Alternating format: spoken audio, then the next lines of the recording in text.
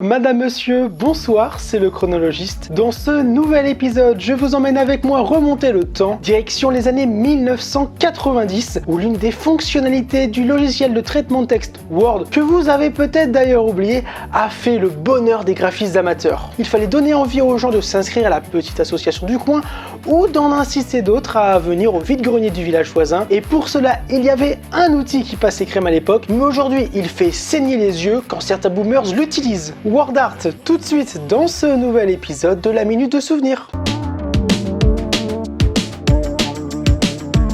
Je suis sûr que sur votre ordinateur qui tourne à Windows 95, vous avez déjà utilisé WordArt. Cet utilitaire permettait de donner du peps à vos textes. Les possibilités de personnalisation étaient grandioses. Aplatir l'objet, choisir une magnifique couleur et aussi la police de caractère. Mais saviez-vous qu'il s'agissait là de l'œuvre de deux stagiaires chez Microsoft? Scott Forstall, la vingtaine à l'époque, va développer avec Nat Brown cette nouvelle fonctionnalité en 1991. C'est le 17 décembre 2020 seulement que ce dernier révèle sur Twitter en avoir été le co-créateur. À l'origine, ça passait plutôt bien et c'était original pour l'époque. Une trentaine de styles étaient proposés à l'utilisateur. Aujourd'hui, c'est kitsch, car oui, la fonctionnalité existe encore, mais a été modernisée. On la retrouve sur la plupart des logiciels de la suite Microsoft Office. Bon, même si depuis la version 2010, on peut rajouter des lueurs ou des effets miroirs, c'est à utiliser avec parcimonie. J'avoue que j'ai énormément utilisé l'outil à l'école pour des rédactions ou des carnets de voyage. C'était la touche finale et dire qu'on pensait avoir cassé le game avec ça.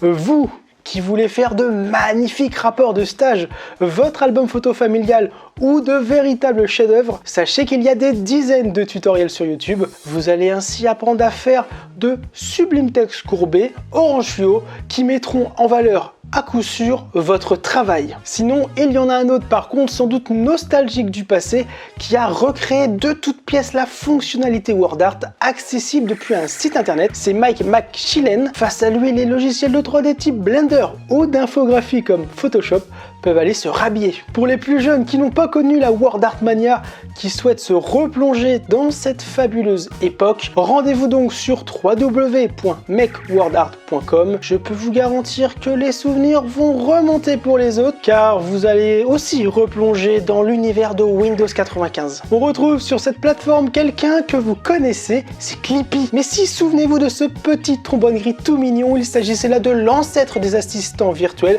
qui vous propose de l'aide aujourd'hui sur vos sites. Lui, il était toujours là pour vous conseiller. J'espère qu'après avoir vu autant d'horreurs, vous n'allez pas faire de cauchemars. Par contre, promettez-moi de ne plus jamais utiliser le WordArt. Oubliez les textes multicolores ou 3D bleu cyan. Encore de nos jours, je frôle le malaise quand j'en vois sur les panneaux d'affichage. Merci d'avoir regardé cet épisode. J'aurai le plaisir de vous retrouver très prochainement. Toute l'information sur les réseaux sociaux @lechronologiste. Au revoir.